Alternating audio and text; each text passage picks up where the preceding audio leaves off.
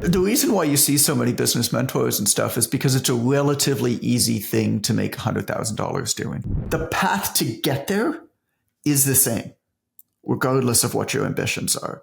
And that's where people are getting it wrong. I want to get one of those hands.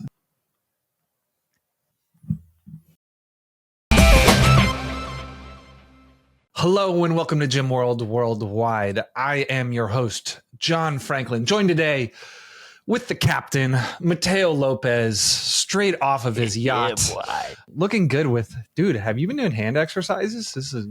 Look at that grip. I have. Bring that thing. Oh, that is nice. I have, dude. And we have a very special guest today. This is someone I have looked up to and gotten a lot of inspiration from, not only for content. I steal his ideas and I steal his strategies and put them in my presentations. He's also someone I just text very frequently. He is a prolific author. He is a guru of sorts. He is a software entrepreneur. He is Jonathan Goodman. Hello, sir. Welcome to the podcast. I'm the most begrudging software entrepreneur I think that you're going to meet. Me too. I'm not quite sure how the software company happened. You haven't talked to Teo yet, you know? You haven't hung out with me yet. Yeah, I know. Yeah, you guys can both talk about how you're just one hire away from just getting away from the software game. Yes. I like the fact that I own it. When I remember that I own it and I put effort into it. I mean, Quick Coach is such an interesting project because it's such a hands-off, kind of chilled out software project. And so it was kind of designed to be call it the Craigslist, the Bic pen, the Casio watch of the software game. You know, build it right once and then never touch it for 50 years. Except then you learn that's not how software works. And then you just keep writing checks every single month. Been going pretty good so far. Yeah. Maybe we need to hire you as our business coach then. Because no integrations, no automations. That's the rule. You're sending a spreadsheet across the internet. Wow. You don't need features, you don't need to integrate no payments. It's yeah. Yep. But it's you started throwing like 20 grand a month into that thing, right? And have been doing so for a little while. Yeah, I mean it cost me $500,000 to build. Yeah, okay. So yeah, coaches are going to hear that. They're going to be like, software is so easy. I'm just going to, John Goodman did no problem. Yeah, but it costs money. Okay. Yeah. Let the people know, you don't want people selling their gyms to go build software just yet. I don't think anybody should build software basically ever is my answer to that. I talk about this actually at the very end of my next book. There's a section, it's not about me, the book, but there's a section at the end, which is literally called like how I make my money. And I talk about like the 4 things. And in that is Quick Coach. And I say straight up, I'm like, this is my shot. You know, I don't think that the odds of this working really well are that good. And I understand that cash flowing businesses that get you more cash up front that you invest conventionally in almost every case, if you understand compound interest, if you understand why getting cash up front is better, if you understand the coaching model and understand how to scale coaching, are better businesses to build because they kick off cash and then you want passive income, invest in the stock market. Like it's going to be better than selling a stupid ebook for $17.99 or whatever you're going to sell that for. But I was like, I kind of feel like I want to take a shot at this. I kind of feel like it's fun and it's a good marketing asset as well for me is Quick Coach. And so I said straight up, I'm like, I knew the rules of the game. I know the rules of engagement here. I know that this is either going to win pretty big for a windfall in the future or not at all. And I'm going to be throwing money in a dumpster fire.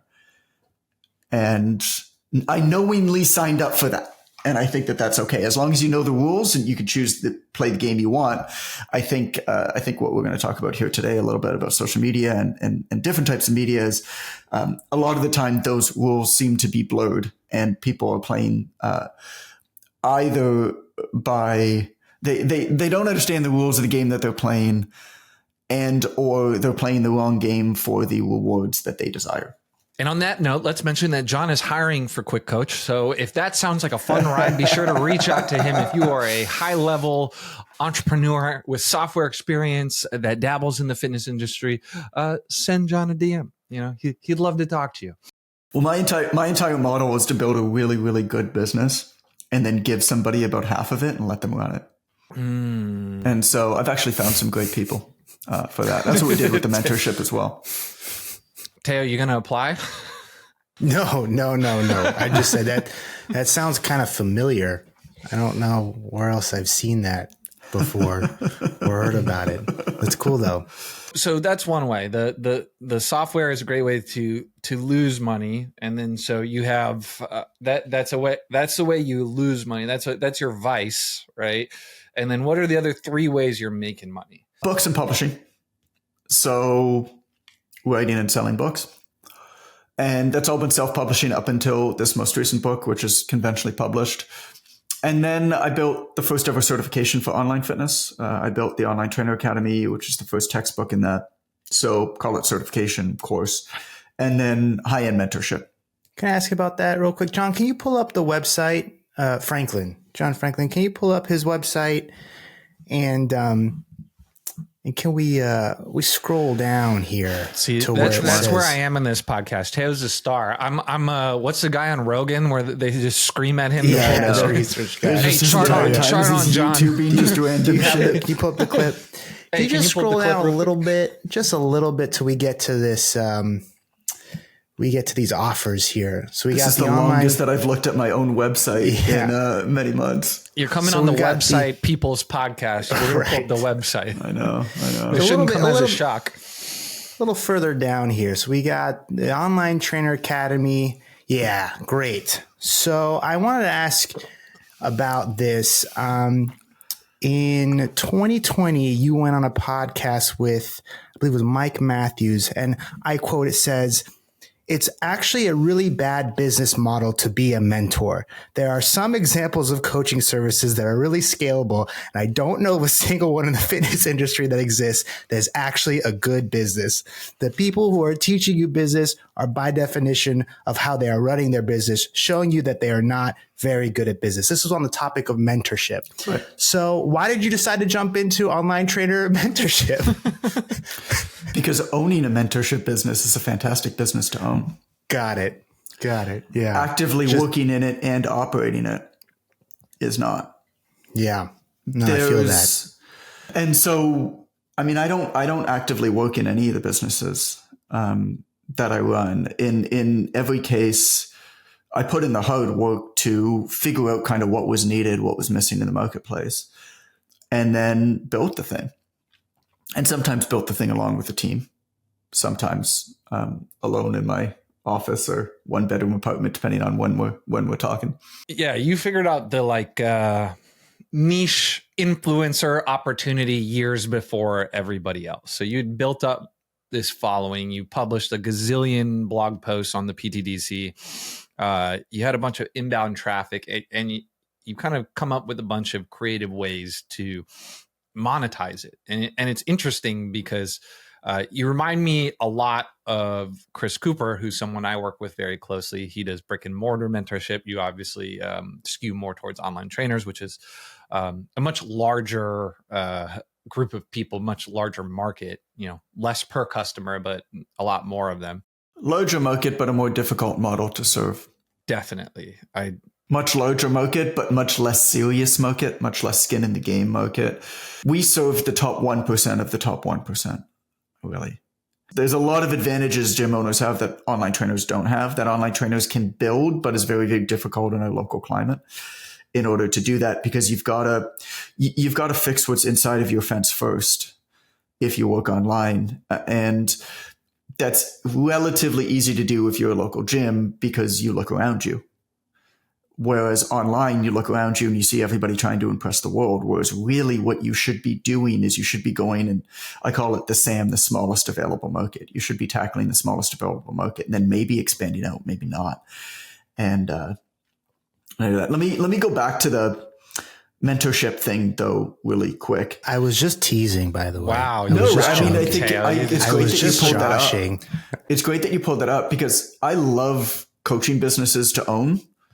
I hate coaching businesses to work in. Now, I'm saying that because I'm a guy who is just not the type of guy who should be a coach. I'm really, really good at building things. I'm really bad at running things. And I know that about myself from my years of owning businesses and being a personal trainer and stuff.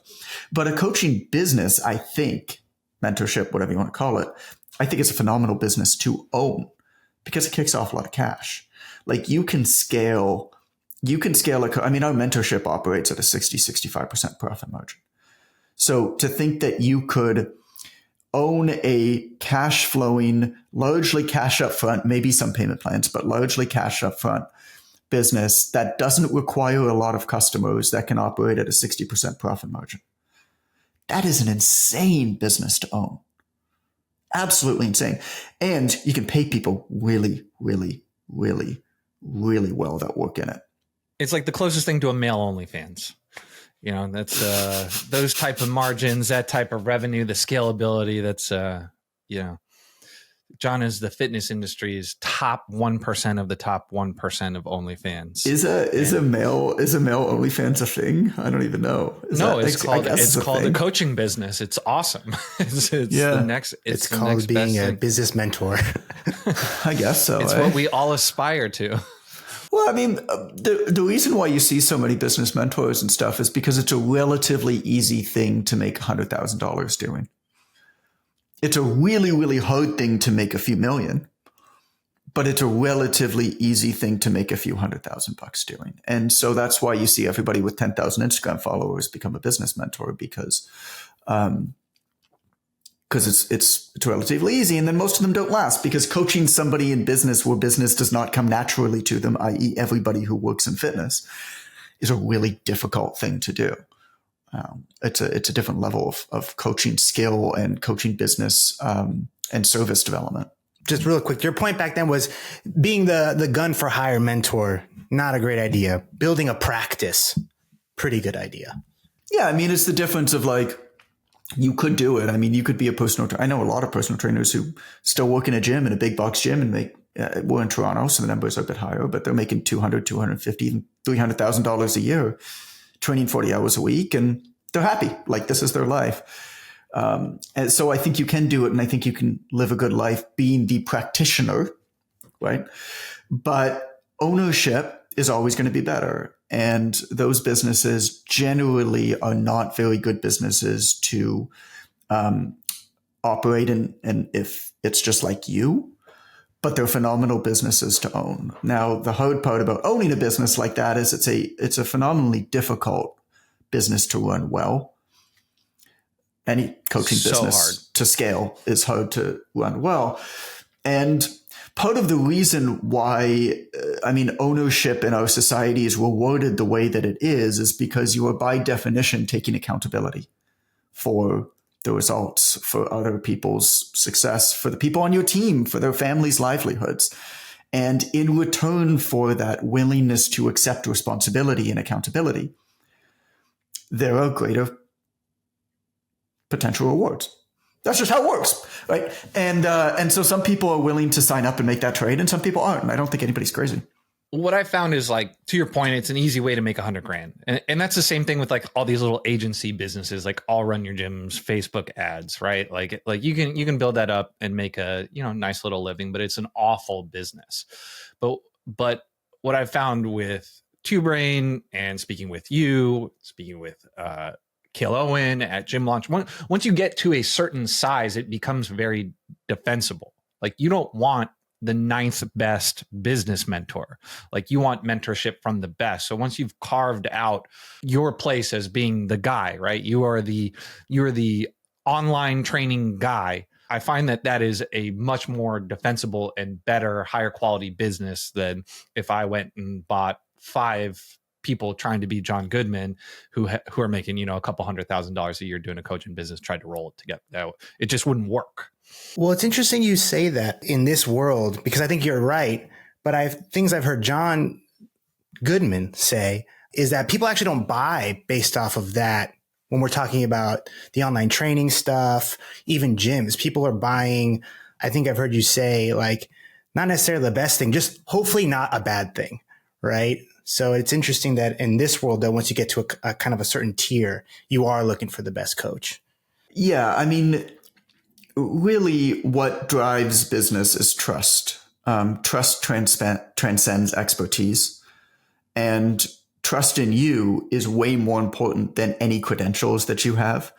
the vast majority of consumers for anything, definitely for fitness, kind of by definition need a service that's just going to be good enough. I mean, would a client ever know?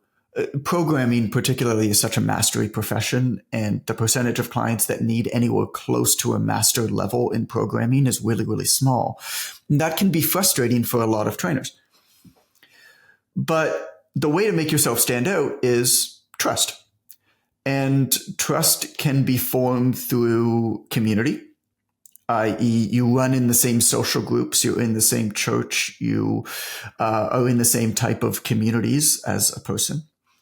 Trust is familiarity. They see your name more often. You could just be there more present. We trust things. It's called cognitive ease, is the behavioral psychological principle. The more times that we see something and the easier it is for us to process that thing, the more we actually trust it.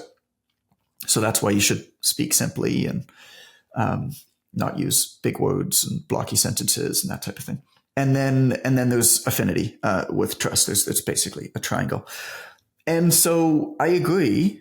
It comes down to that. What I was going to say, though, is, part of the appeal, and I think this is where it comes into a lot of people listening to it, where this conversation about, perhaps my business or your businesses applies, is I could easily expand outside of the online training market.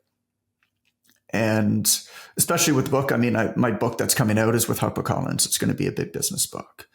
It would be very easy for me to build an obvious choice certification or agency or coaching service or whatever it is, but I'm not going to do it. And the reason for that is I like the fact that the total available market for the market that I've chosen to serve is small. Because you know what?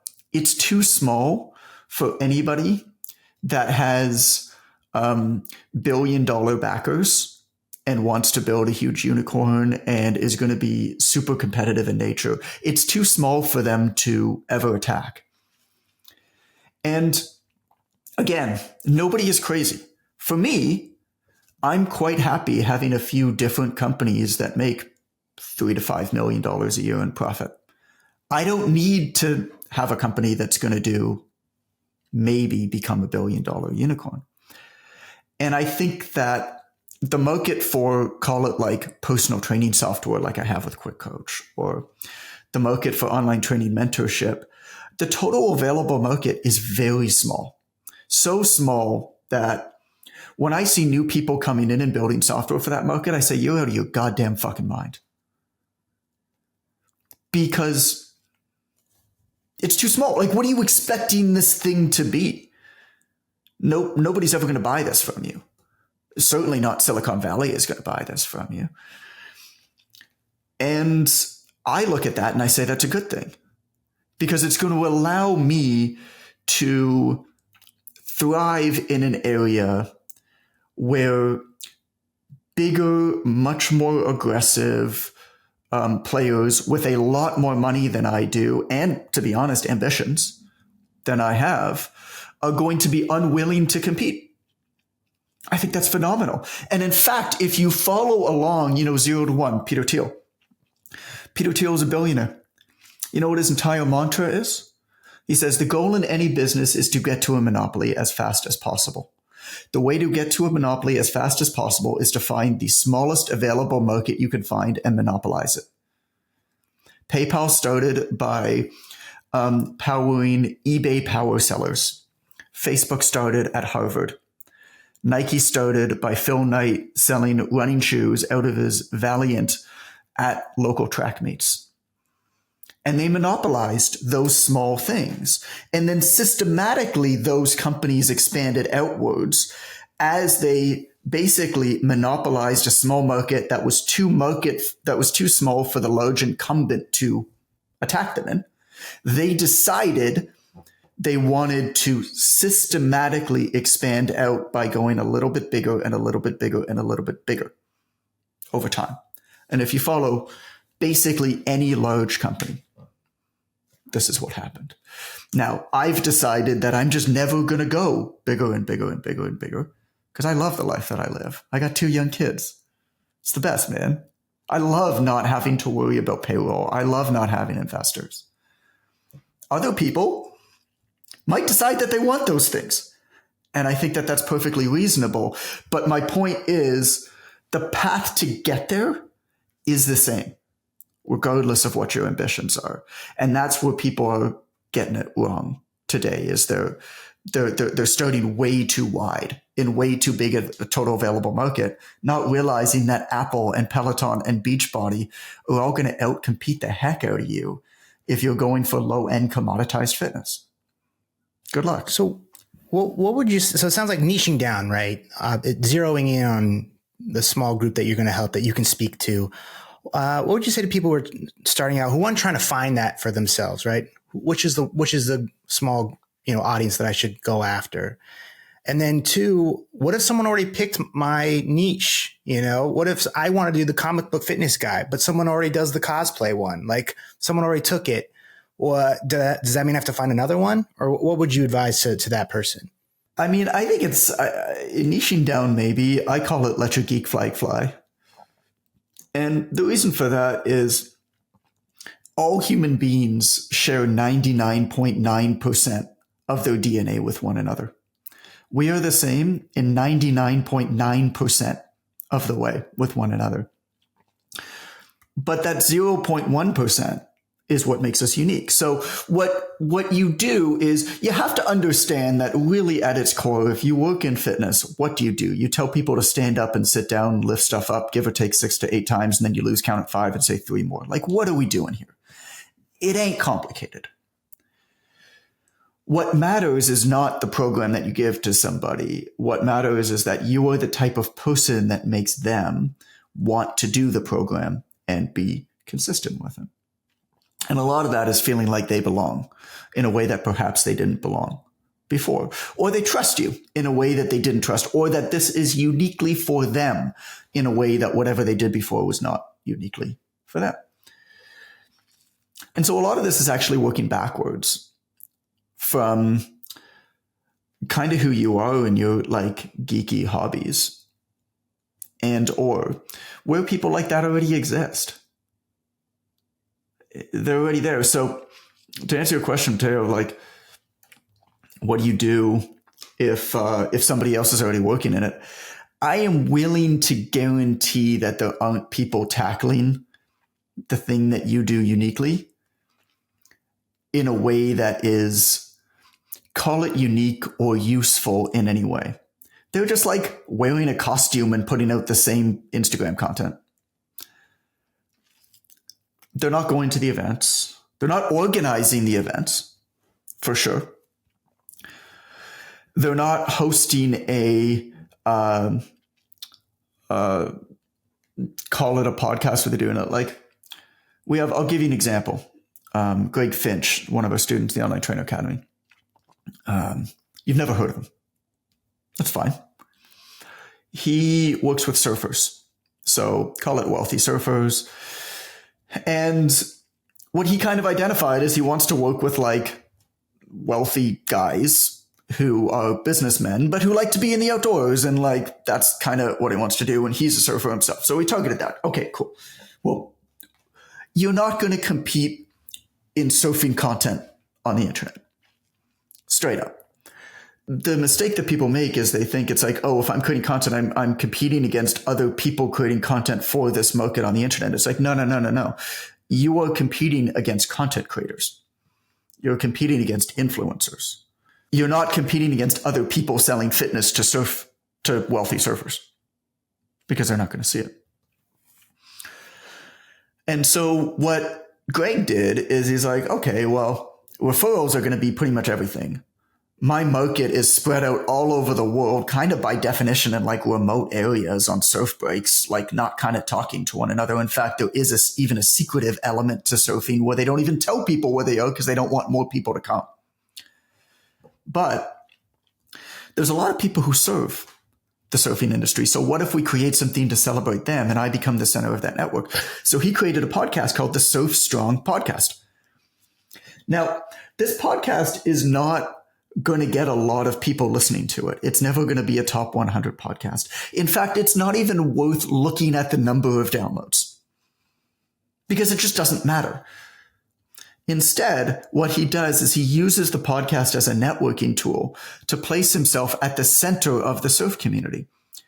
And so who has he had on? The Maui Auli Foundation, which is a foundation that supports people with genetic disorders going surfing.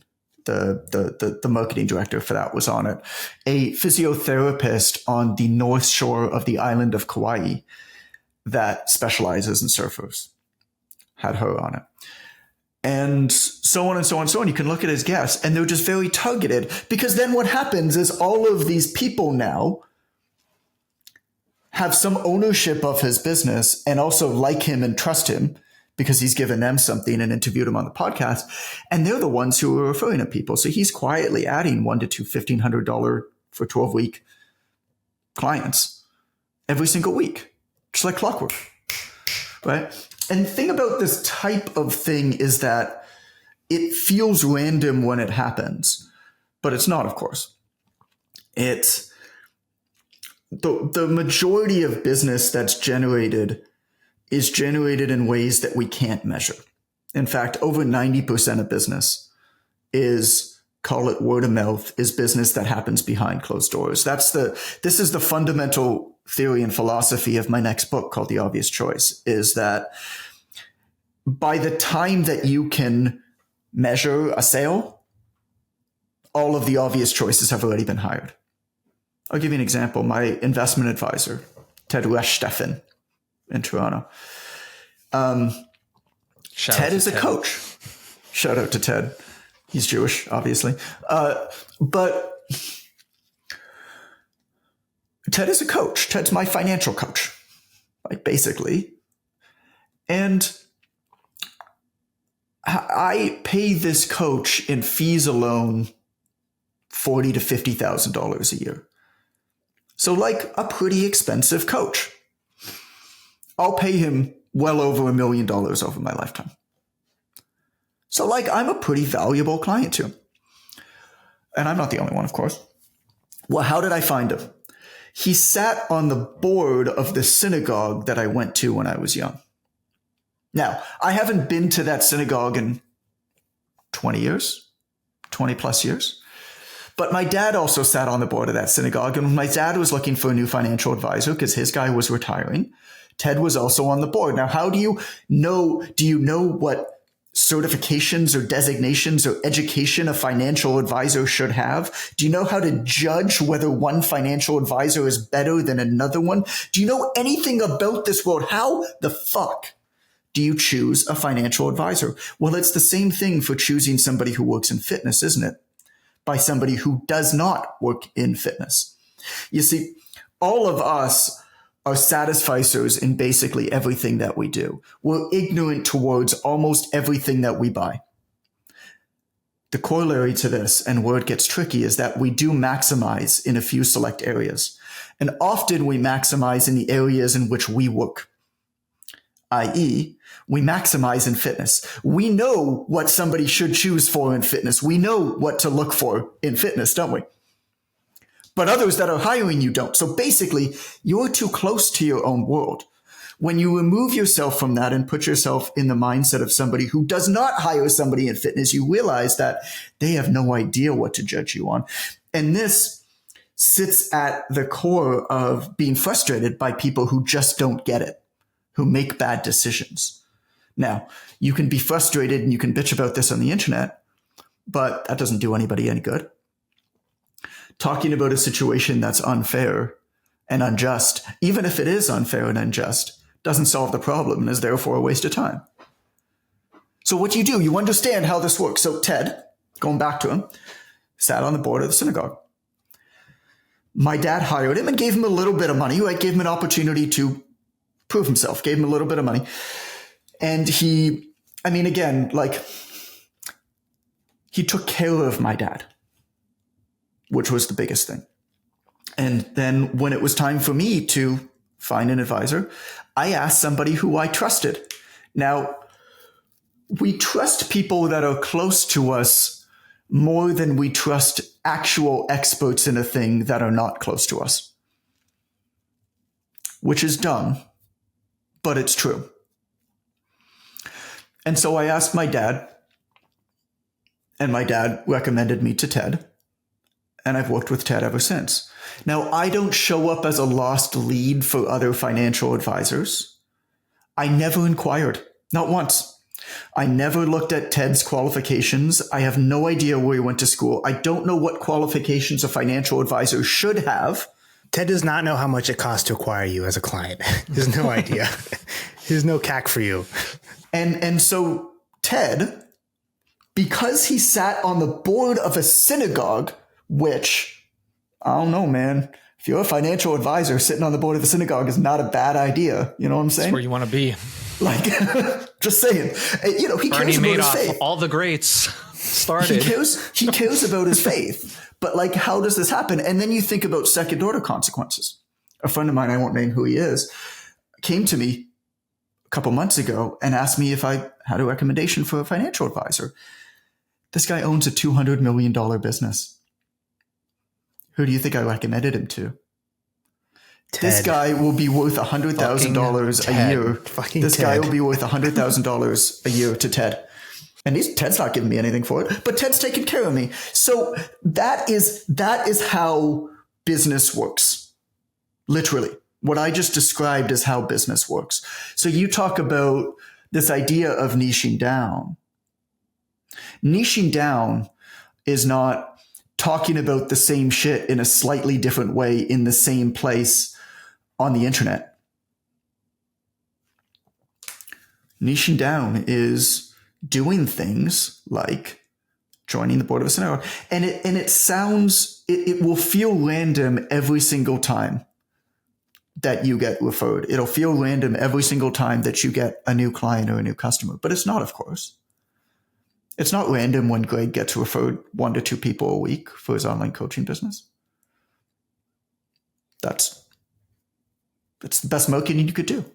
So we're talking about the surfer guy. We're talking about the financial advisor. We talked about Mateo's cosplay fitness dreams. You got the book coming out. It's the obvious choice. Laura Croft. Can we talk about how Elon Musk's Cybertruck is very clearly modeled after the original Laura Croft? Let's look at where are we going with it? Look up the original pixelated Laura Croft and her like triangle, like very sharp. I don't know. There's not a good way to say this. Her boobs are sharp. You're thinking about her boobs, dude. Her boobs not her car. Her boobs are basically the Cybertruck. Oh, yes. Okay, yes. I thought it was like Laura Croft didn't have a car. Like, this is 100%. Yes, this is 100% what Elon Musk did. Yes, her boobs from back in the day. Yes, exactly. That's it. There it is. You can't not see it once you see it. That's the Cybertruck. Yes. That's the Cybertruck. Yeah. I can't unsee this. Wow. You can't not see it once you see it. I saw on Twitter somebody had them both beside one another. Yeah. That one. Yes, right there. That's the Cybertruck. There you go. Wow. Just never unseeing this. No, I know. So you want to get this book into the hands of CrossFit gym owners. And you're in the right spot because we got plenty of CrossFit gym owners who listen to this podcast. Like your surfer friend, we're that for the gym worldwide. And one of the chapters, you talk about how you would go about doing content marketing if you owned a brick and mortar gym, right? Because a lot of times we go through these positioning examples. It's really easy I think it's easier to conceptualize if you are trying to build an online training business, right? And I think when I look at the successful gym owners we talk to, I can think of plenty of examples who did it through, great service, LBOs, plenty who grew big gyms using paid ads. But there just aren't a ton who the centerpiece of their business or growth strategy has come from content or content marketing specifically. Content works really, really well to convert people acquired elsewhere. For local businesses particularly, or for niche businesses, content is less of a, call it, eyeball acquisition tool it's a very good conversion tool. Okay. Hold on. Say that again. I want to understand this better. I think he's saying that if you got someone like phone number or whatever and put them on your list or something, the content is what's helpful after you already got their name somewhere. The majority of people that hear about you from somebody else are going to search you up before they ever talk to you. And they're either going to find something they like or they're not going to find something that they like. And most of the time what happens is people bounce and you just never hear from them. So you never know that they were there.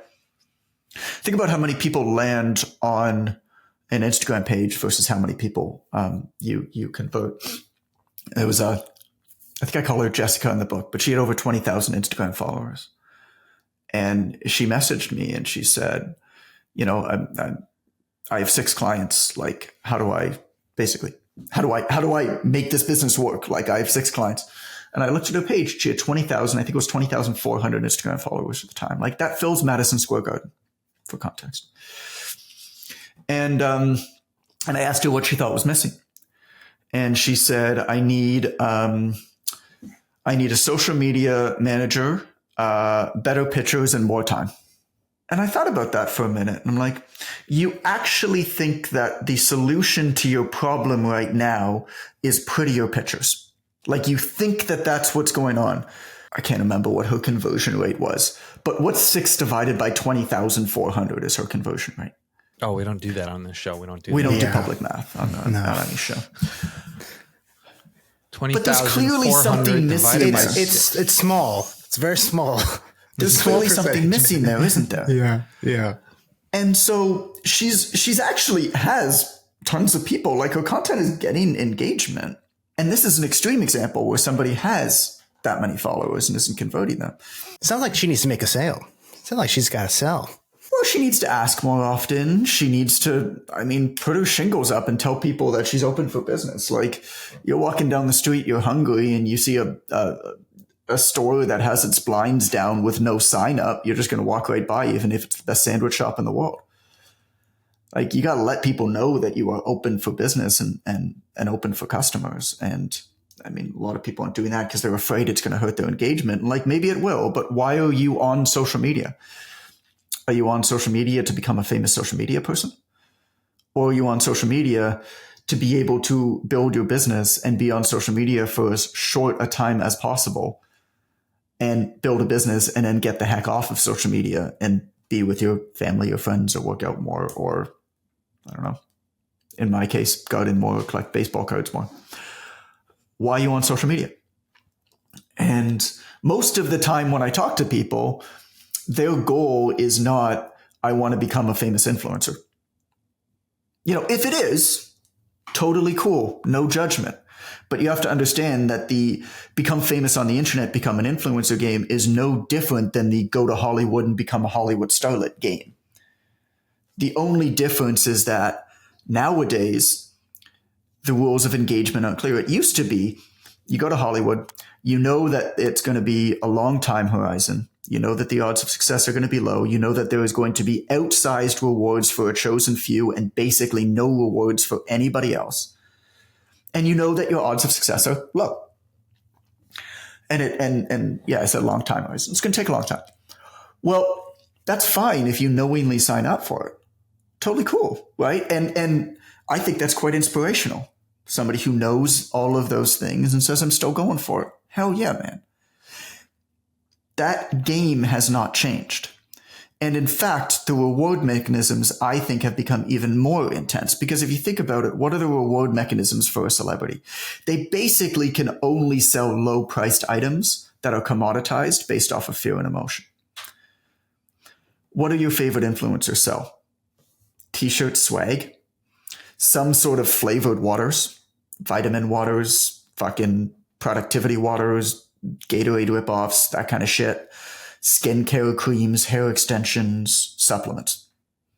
That's basically it. It's basically it. Because that's all that they can sell. And some of them, admittedly, build huge businesses doing these things. But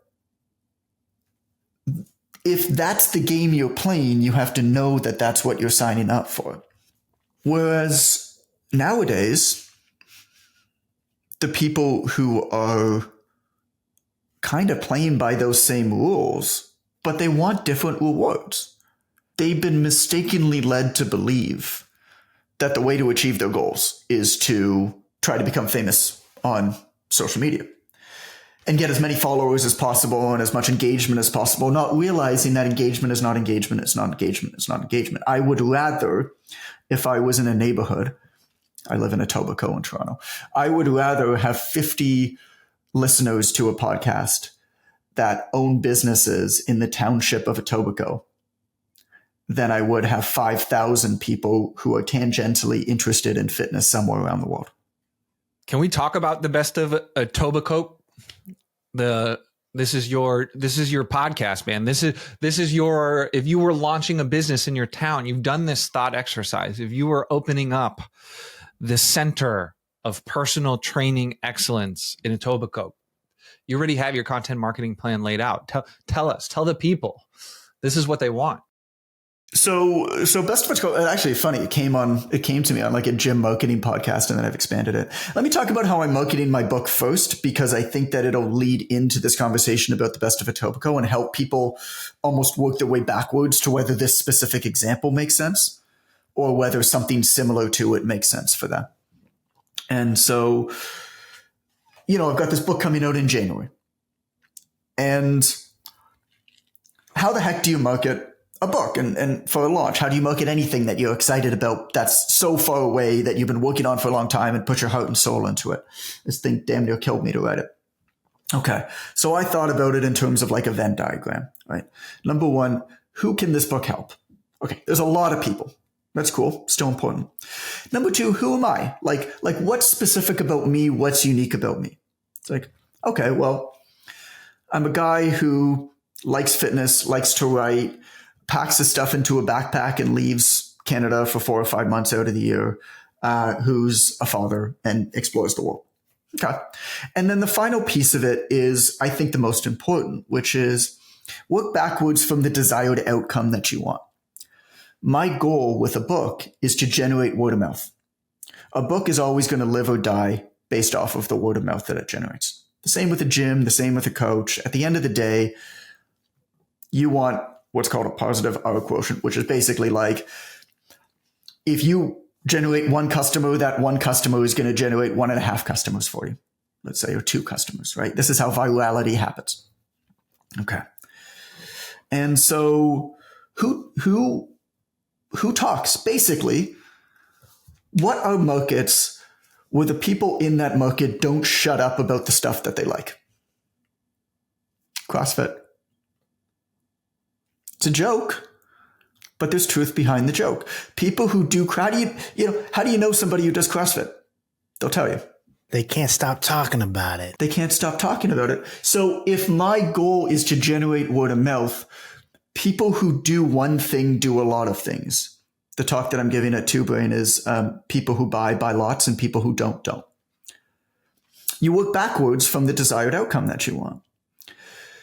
People who like to talk about stuff that they like talk a lot about stuff they like. And people who don't talk about the things that they like, but just quietly like the things that they like, don't talk about new things that they like. So that's one of the reasons why I chose CrossFit as one of the markets. Now, I like doing CrossFit. I've been doing it for the last 2 years. But that's one of the reasons why I chose it. Okay. So when you look at that center of the Venn diagram, that hits all of it. Who can it help? It can help people who work in CrossFit and own a business. 100%. Who am I? I'm a fitness guy. I do CrossFit as well. Fits that. Number 3, who doesn't shut up about something that they like? CrossFitters. And vegan, jiu-jitsu, polyamorous, ice bath, breathwork, Burning Man attendees from Southern California. Yeah, Burning Man people, yes. See, that Venn diagram is just a circle. It's all the same person. But it's Mark Fisher. It's just Mark Fisher. It's just his face is a circle. It's just a circle with Mark Fisher in it. You want Mark Fisher to like your stuff. That's what you're saying. Yes. I love that guy, man.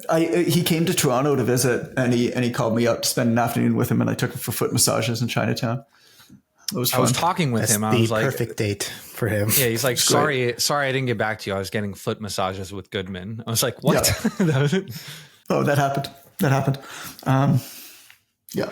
I figured, I was like, what is one thing that is going to be perfect for this guy? It's like foot massages in Chinatown. There you go. Nailed it. Okay. So this idea of the best of Etobicoke is similar. And this is a thought experiment. Like if I were to open up a gym, which I'm probably going to be honest, because I'm at the kind of stage in my life where I just want to open up. Like I want to. Oh my God. It's gotten you too. What's that? Jesus. Open up a gym? Just these people who like have gotten out or never were in, and they're just like, you know what? I think I could do it again. I think I can do this. I think I can go back the in. The thing is now I'm at the point where I don't care about making money with it. There are certain things that I want to exist within my local community. And local community could be online community. Like Quick Coach is just something I thought needed to exist. And that's why I'm not stressed about it. And so locally, it's the same thing. You know, I want to build what's inside my fence first. Is kind of how I think about it. So anyway, if I were to start a gym locally, here's how I'd grow. I'd start a podcast that was called the Best of Etobicoke podcast. Now, the reason that it's Best of Etobicoke is that it's by definition small. And when you start a small podcast like that, it's actually much easier to get influential people on your podcast than it is to start a bigger one. If I did like the Best of Toronto or the Best of Canada, it would actually be very hard to get people on it, which is weird to think about. But the more specific you are, the easier it is to understand, the more value that there is. So think about if you open up a gym and you want to make inroads into your local community, especially amongst the people who are wealthier or more well-connected. You're talking about the local business owners. You're talking about, call it, yeah, like the business leaders, basically, in your neighborhood that you want. Okay. Well, if I were to try to call them up and be like, hey, what's going on? I'm John. You know, I just opened up a gym in the neighborhood. I want to do a click. They'd hang up on you. Hey, you know, I wanted to give you, can I talk to somebody from HR? I wanted to give some free passes for people to come and do personal click. Right? You're going to get hung up on. You're not going to get past a secretary, that's for sure. Meanwhile, I don't even need the podcast to be live yet. All I need is a picture and a name. And you can do that in 2 minutes. And I call up that same person. I say, hey, I host a podcast called The Best of Etobicoke, where we feature the trailblazers, the leaders thrusting the township of Etobicoke forward. I really would love to tell your story on this podcast. All that I need is 45 minutes to an hour of your time. Can you make it work? That exact same phone call, that exact same effort is now going to get you an hour one-on-one conversation with the most powerful people in your community. And you think about this in a few ways. Number one, you're going to have a one-on-one, eye-to-eye conversation like what we're having. That might be a more in-depth, personal conversation, focused conversation than that person has had with anybody, including their spouse, that month. Number two, you're going to give them value. Because you think about what you can give to somebody else, particularly somebody who is powerful or successful conventionally, a lot of the time it's status or perceived status. They have money, they might have family, they might have whatever. You can't give them those things anyway. But you can give them perceived status in their community. And we live in a world that's online. Most of these people have probably never been on a podcast before. They've certainly never had an opportunity to tell their story in depth, which I think is really cool that you can give them that. So they're going to love you. And then at the end of it, you say, you know, I really love meeting you, Mr. So-and-so, Mrs. So-and-so. You know, is there one or two other people in the community you think would really work for this? Well, now they're going to introduce you, said another way, refer you to one or two other people in the community. Okay, so that's how you, and by the way, this entire time, yeah, no, you're telling their story. It's the Best of Etobicoke. It's not about you. It's not about your gym. But your gym is, you know, published by, there are interspersed ads for your gym in between the episodes. You're obviously like a gym person. Well, if that person now needs a trainer, you're the obvious choice for them. If somebody that they know needs a trainer, you're going to be the one that they're going to call because they've had this conversation with you. So that's cool. How do you growth hack this thing now? Well, also in your community, there's going to be a whole bunch of local institutions, really nice local coffee shops, pubs. Every community has a fancy cheese shop for reasons I don't understand. It must be really profitable. I don't really get it. But there's going to be all of these local businesses. In my case, I talk about this in terms of there is a phenomenal Turkish cafe called the Galata Cafe. The guy's name who runs it is Kagler. And I want to know the stories of the people who live there. Mark Zuckerberg had a quote. It's a very callous quote many years ago. And he was talking about the filter bubble. He was talking about why they built the algorithm the way that he did. And he said, the sad truth is that a squirrel dying in your garden is probably more relevant to you than people dying in Africa. Super callous. But there's a lot of truth to that, isn't there? Sadly. And so the people who are in your community, who work in your community, are going to be relevant to other people who work in that community. And it's going to bypass everything that they're doing because it's more present, more relevant to them. So I would call up or walk into the cafe and interview Kagler and get a story. How did you end up here, an immigrant from Turkey in this Etobicoke, and open up this wonderful cafe? You do it with the cheese shop, you do it with the pub, you do it with the masseuse, you do it with all of these local institutions in your place, and you tell their stories. And then you print up little cards for them. And the card has the title of their episode, a picture of their face, like, how in the world did this wonderful Turkish cafe end up in Etobicoke? And then Kagler's face, and then a QR code and a URL, which of course both lead to the episode, which is on your website for your gym, which leads them to Spotify or iTunes or whatever. And you print up 100 copies and you go back to their place and you say, I really love learning about your story, Kagler. It was amazing. And I think the other people who come in here would love to know more about you too. It certainly made me feel more of a connection to you. So here, I printed these out for you. Totally cool if you don't want to do it. But why don't you have your staff attach one of these cards to the receipt for everybody who comes in and buys coffee? And I'll come in a few weeks and I'll replace them. Right? And so you do that now with the local businesses. Within a month of doing this, call it 3 months, I'll be conservative, you're going to have the best network of the wealthy and well-connected people in your neighborhood. And you're going to have 10 to 15 minimum of the local establishments all promoting your podcast to hundreds of people who live locally every single day. That's how you make your gym the obvious choice. And you've never danced like a monkey on the internet, pointing at words in space, demonstrating squats poorly. So I love this. But what about, and you'll learn this when you open your gym, what about the fact that I don't have 3 months. I need 10 members right now, or I'm not going to be able to pay rent. Don't open up a gym. What do I do? Well, I think you got to be out of your mind to open up a gym without at least 6 months. I'm saying I've been in the game. I've been trudging along. I've been, scraping by, barely breaking even. And now, I got to keep the lights on or raising my rent. I need 10 members now. I mean, if you need 10 members now, you're pounding the pavement, you're knocking on every single door, and you're not going home until you get 10 people to give you money. There's no other way. There's no other way. It's not a long-term. What you do when you paint yourself into a corner to get out of that corner is very different than what you do to build something for yourself long-term. For sustainable growth. Yeah. They're just fundamentally different things. And so you got to scratch and claw if you're in that state. You should never have gotten into that state in the first place. But if you're in that state, you scratch and claw. It's the majority of the gym owners we talk. I mean, not the majority, but a lot of the gym owners we talk to. It's I need more Get off leads, the internet and knock sales. on every single door. I need more. Otherwise, I'm not going to XYZ, right? Get off the internet and knock on every single door until you have people who say yes.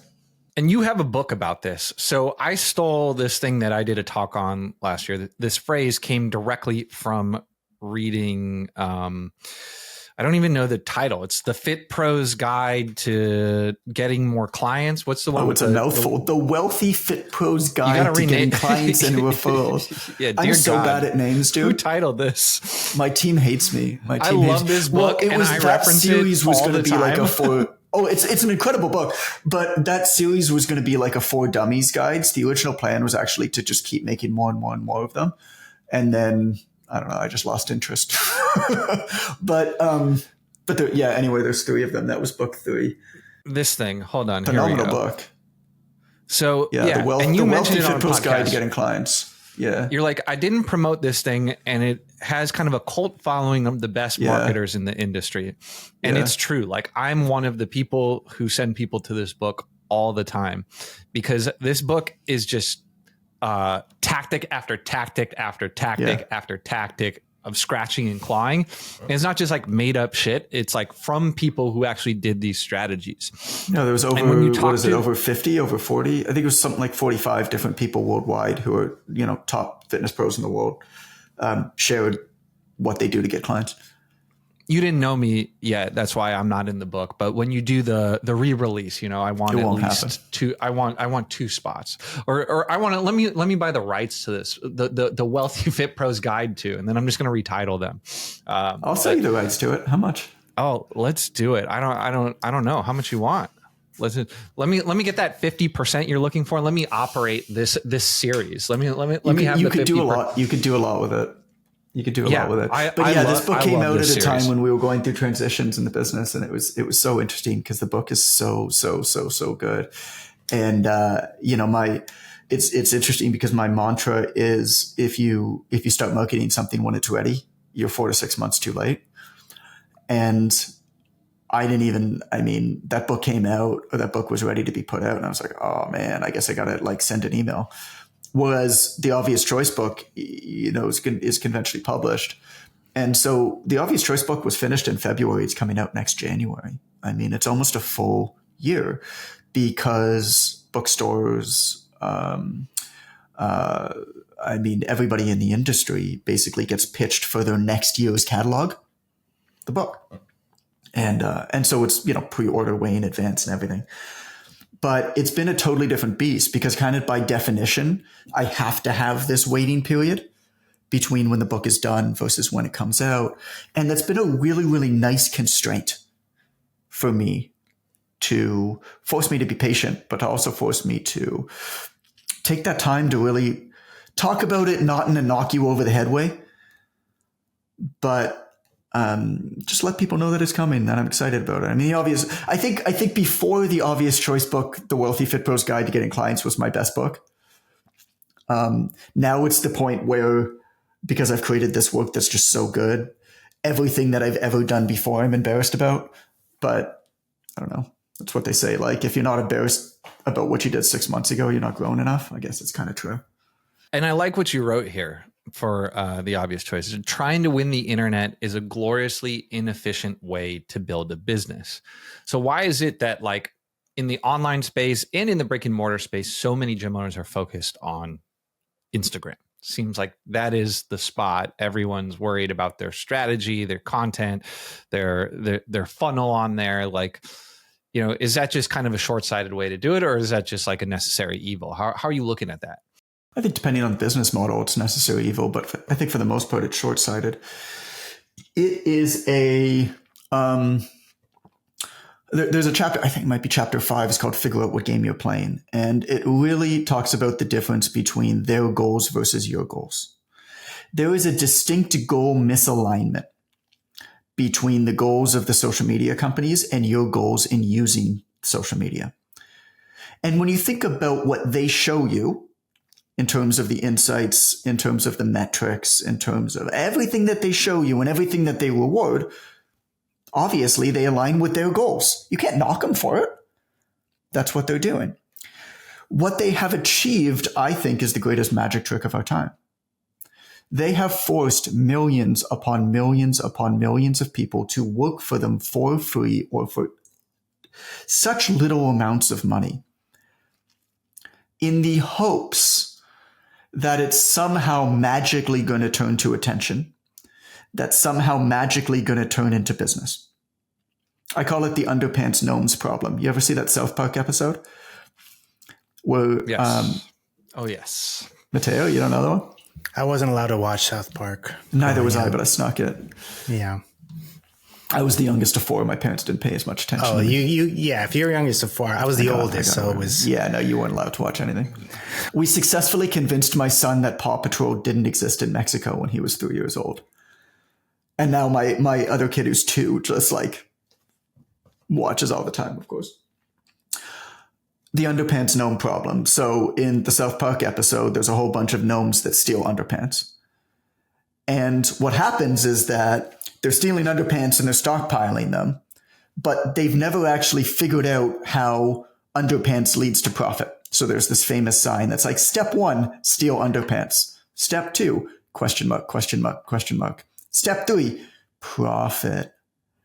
And you'd think at one point, some wise gnome would stand up and he would say, yo, gnomies, we got a lot of underpants, but we got no profit. But they don't, of course, because at that point, the gnomes are so used to and so good at dutifully collecting underpants that they've forgotten why they even started. And so they just continue doing it mindlessly. I think a lot of the core of the problem is a lot of us have forgotten about why we create content or the purpose, because we've become so obsessed with the superficial metrics, with the insights that they're providing us, and the insights that they're providing us are designed to improve their goals. And so it's not that we shouldn't use these things at all. Definitely not. Instead, we need to figure out how to use these things in a way that aligns with our goals and our desired outcomes. I talk about that a lot in the book, and I give a lot of examples that people do. We talked about a few here, right? Are you creating a podcast to become a famous podcaster? If so, you're going to create the best of Canada. If you're creating a podcast to promote a local business, you're going to create the best of Etobicoke. You're going to go as small as humanly possible. If you're creating a social media account, it's not a dissimilar approach. Are you creating a social media account to acquire eyeballs or convert eyeballs acquired elsewhere? I think both are perfectly fine. But they are distinctly different purposes. And so in my business, for example, I use my personal account, my personal brand, to attract. And so I care about the engagement metrics, now probably not as much as I should have, but I care about the engagement metrics. I care about whether the content actually goes out and gets attention. But my business accounts, the Quick Coach Instagram account and the Online Trainer Mentorship account, their job is to convert attention. Their job is not to generate attention. And so those accounts are effectively built as a running, ever-changing sales page. Headline, social proof, FAQ, calls to action, constant social proof being put up, main questions, objections answered, and then announcements. And so again, it's not to not use certain things. It's to know why you're using it and align it there. And understand that in any business, you effectively have to figure out a way to acquire leads, figure out a way to get those leads to have a conversation with you, and then convert those leads. That's it. There's 3 steps. And you would, in most businesses, you would be better off having one method for each step. Acquire leads in one way. You engage them, call it, in the conversation in one way. Now, that conversation might be a phone call. Conversation might be DM. That conversation might just be a really good converting landing page, maybe, depending on what you're selling. I mean, I've done all this stuff. And then they're converted in one way.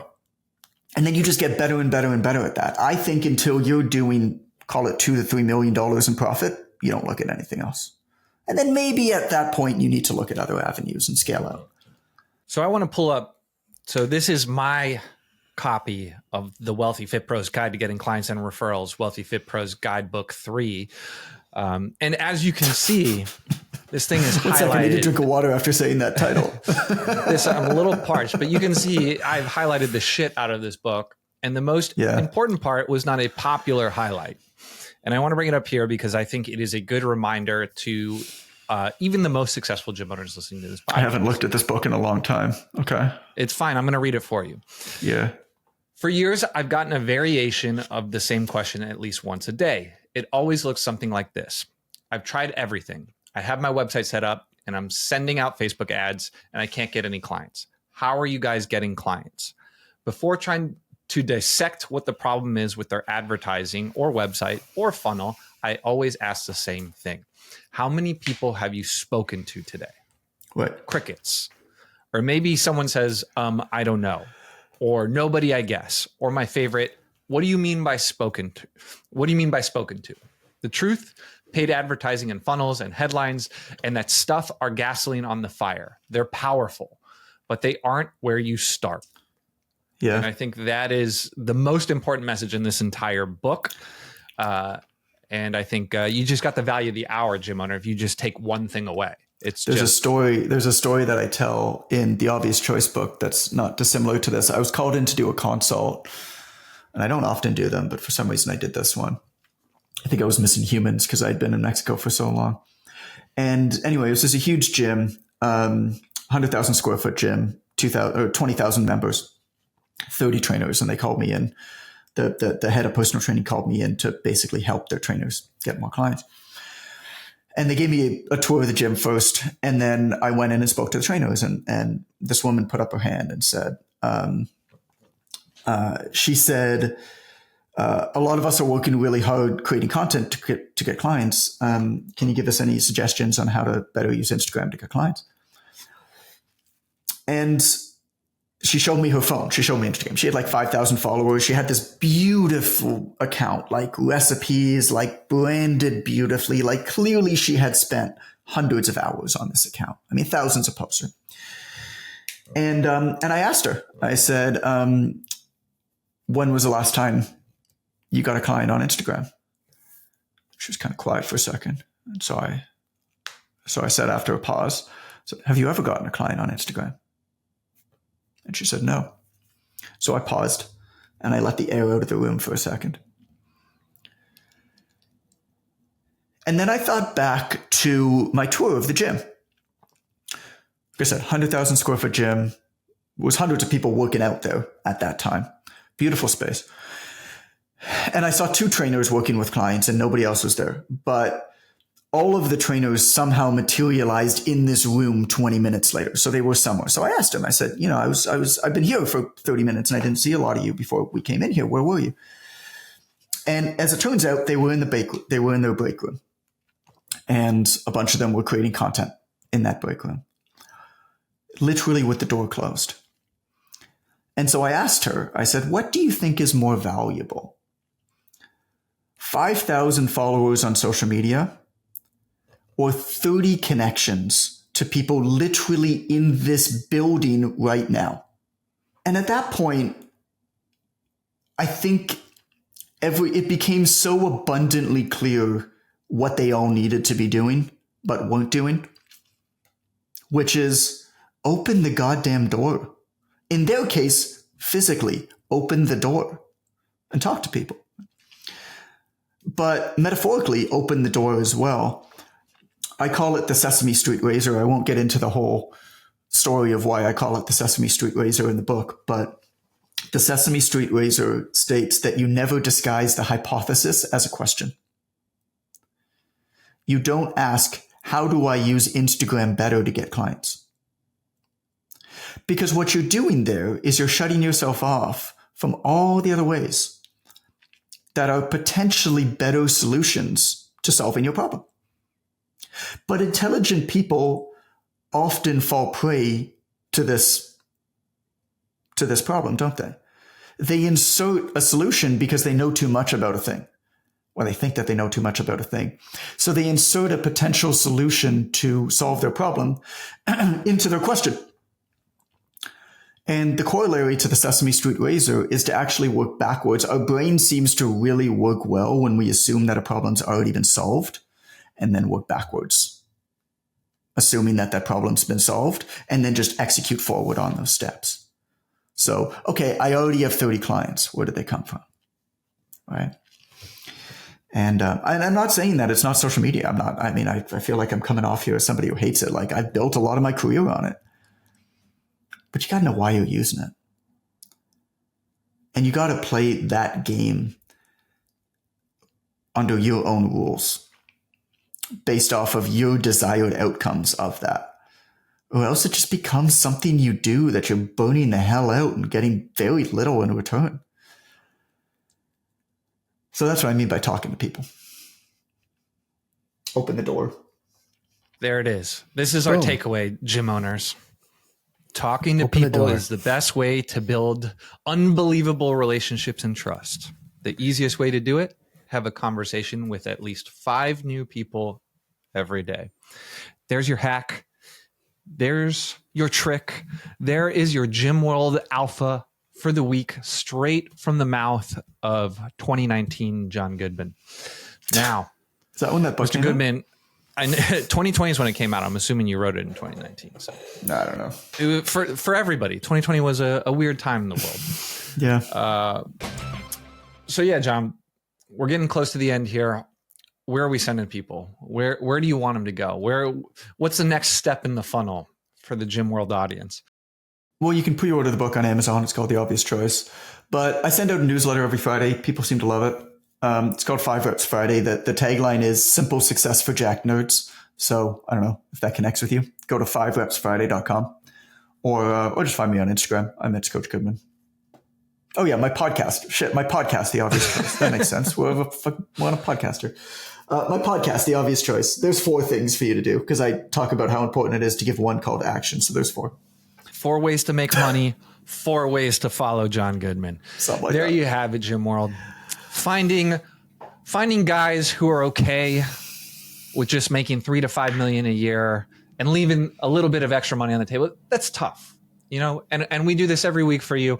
So if you enjoyed this, if you got a little bit out of this, if you had fun hearing, a different side to John Goodman, be sure to like, subscribe, leave a comment. Let us know. Where do they comment? Where do people comment on podcasts? Do you put this up on YouTube? We go on YouTube. Yeah, we start YouTube. Do you? The YouTube. Yeah, we like YouTube because the analytics are way better. So we can see retention when people dropped off, areas people thought were interesting. And you actually look at analytics for something. God, you guys are so advanced.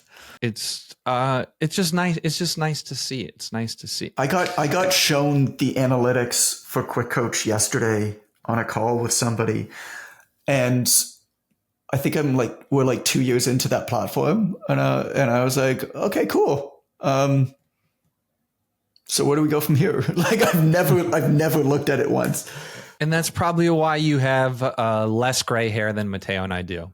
That approach to business. So yeah, man, this has been a great YouTube, time. Eh? Okay, and cool. Guys, go pre-order The Obvious Choice. We'll probably have John Obviously go do it. I'm surprised nobody else has used that title for stuff. We kind of designed it. I mean, obviously The Obvious Choice for like you want to become title. The obvious choice, but think about what that book is going to look like at like Barnes and Noble or like an airport kiosks or whatever it is. It's like you're just going to have the obvious choice pointing out at you, kind of saying like, this is the one to pick up, Anyway, it goes through trends. I I feel like the last stage, everyone was into putting fuck in the title of every book. Yeah. I thought that had a moment. Maybe now it's going to be obvious and simple. I spoke to Mark Manson about that. He hates that trend. He's just like, I hate that I started that. Gift to the world. You're the it's fuck your gift guy. to the world. You're the guy who put fuck with an asterisk on every single book cover for a year and a half. Thank you, world.